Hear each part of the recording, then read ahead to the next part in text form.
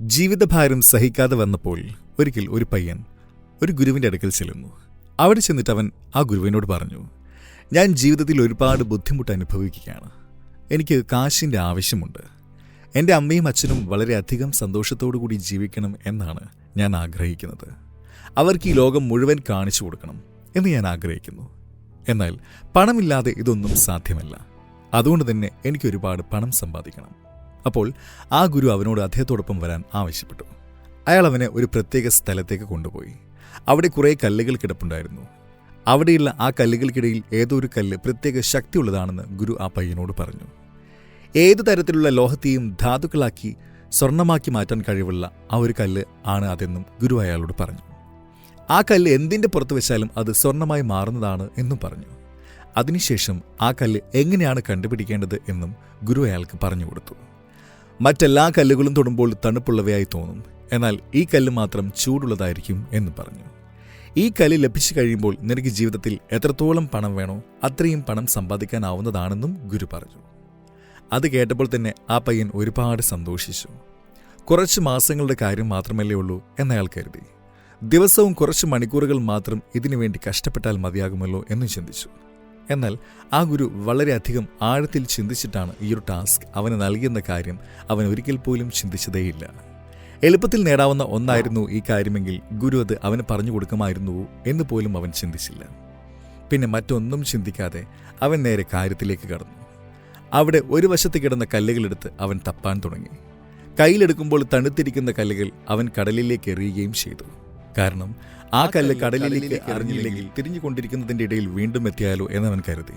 അതുകൊണ്ട് ഒന്നും ചിന്തിക്കാതെ അവൻ കയ്യിലെടുക്കുമ്പോൾ തണുത്തതായി അനുഭവപ്പെടുന്ന കല്ലുകൾ കടലിലേക്ക് വലിച്ചെറിഞ്ഞു. അങ്ങനെ ഒരു ദിവസം മുഴുവൻ കടന്നുപോയി.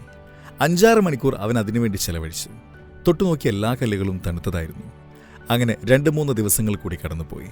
പിന്നെ 1-2 ആഴ്ചകൾ കടന്നുപോയി. ഇതുപോലെ 3-4 മാസങ്ങൾ കടന്നുപോയി.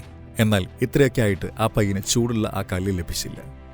അവൻ അതുവരെ തൊട്ടുനോക്കിയ എല്ലാ കല്ലുകളും തണുത്തതായിരുന്നു.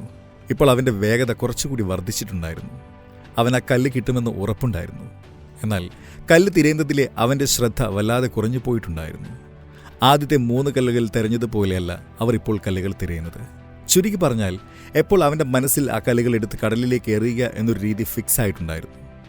വളരെയധികം കഷ്ടപ്പെട്ട് അവൻ കല്ലുകൾ തിരഞ്ഞുകൊണ്ടിരുന്നു. അങ്ങനെ 5-ാമത്തെ മാസത്തിലെ ആദ്യത്തെ കുറച്ച് ദിവസങ്ങൾക്കുള്ളിൽ തന്നെ അവൻ ആ കല്ല് കണ്ടെത്തുകയും ചെയ്തു.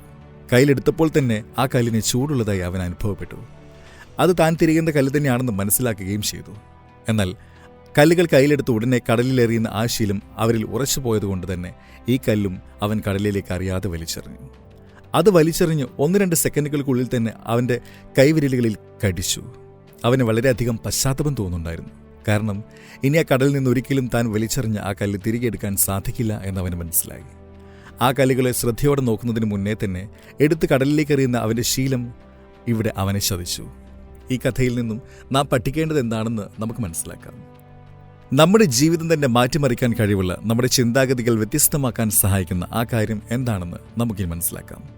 എന്നു മുതൽ നിങ്ങൾ ഓരോ ദിവസത്തെയും അത്ര വലിയ സമയമല്ല എന്ന് കരുതി കളയാൻ തുടങ്ങുന്നുവോ അന്നു മുതൽ അത് നിങ്ങളുടെ ഒരു ശീലമായേക്കാം. എന്തെങ്കിലും ഒരു വലിയ ഓപ്പർച്യൂണിറ്റി ലഭിക്കുന്ന ദിവസം പോലും നിങ്ങളുടെ ഈ ഒരു മോശം ശീലം കാരണം കൈവിട്ടു പോകാൻ സാധ്യതയുണ്ട്. അതിനുശേഷം അത് വെറുമൊരു സാധാരണ ദിവസമായിരുന്നില്ല എന്ന് മനസ്സിലാക്കുമ്പോൾ നിങ്ങൾക്ക് പശ്ചാത്തലം മാത്രമേ ഉണ്ടാവുകയുള്ളൂ. ഓരോ ദിവസത്തെയും സർവ്വസാധാരണമായി കരുതി കളഞ്ഞു ശീലിച്ചത് കാരണം നല്ലൊരു അവസരവും കൈവിട്ടു പോയല്ലോ എന്നോർത്ത് നിങ്ങൾ ദുഃഖിക്കേണ്ടി വരും. ഈ കഥയിൽ പറഞ്ഞ ചൂടുള്ള കല്ല് നിങ്ങളുടെ ജീവിതത്തിലെ അവസരങ്ങളെയാണ് സിംബലൈസ് ചെയ്യുന്നത്. ബാക്കിയുള്ള കല്ലുകളെല്ലാം തന്നെ ജീവിതത്തിലെ ഓരോ ദിവസങ്ങളെയാണ് സൂചിപ്പിക്കുന്നത്. ഓരോ കല്ലും ഓരോ പുതിയ ദിനമാണ്. എന്നായിരിക്കും നിങ്ങളുടെ കയ്യിലേക്ക് ആ ചൂടുള്ള കല്ലെത്തുക എന്ന് നിങ്ങൾക്കറിയില്ല. അതിനുവേണ്ടി നിങ്ങൾ ഓരോ കല്ലുകളെയും ശ്രദ്ധാപൂർവം ചെക്ക് ചെയ്യേണ്ടതായിട്ടുണ്ട്. അതായത് നിങ്ങൾ ജീവിതത്തിലെ ഓരോ ദിവസവും പുതിയ പുതിയ കാര്യങ്ങൾ പഠിക്കേണ്ടതാണ്. ഓരോ സാഹചര്യങ്ങളിൽ നിന്നും, ഓരോ ദുഃഖങ്ങളിൽ നിന്നും, ഓരോ വ്യക്തികളിൽ നിന്നും, ഓരോ വസ്തുക്കളിൽ നിന്നും, അങ്ങനെ പലതിൽ നിന്നും നിങ്ങൾ ഓരോ കാര്യങ്ങൾ പഠിക്കേണ്ടതുണ്ട്. വളരെ അപ്രതീക്ഷിതമായിട്ടായിരിക്കും നിങ്ങളുടെ ജീവിതം തന്നെ മാറ്റിമറിക്കാൻ കഴിവുള്ള ആ അവസരം, അതായത് ആ കല്ല് നിങ്ങളുടെ കൈകളിലെത്തുക. എപ്പോഴാണ് നിങ്ങൾക്കത് ലഭിക്കുക എന്നറിയാത്തത് ഒരിക്കലും നിങ്ങൾക്ക് അശ്രദ്ധമായി പെരുമാറാനുള്ള ഒരു ലൈസൻസ് അല്ല.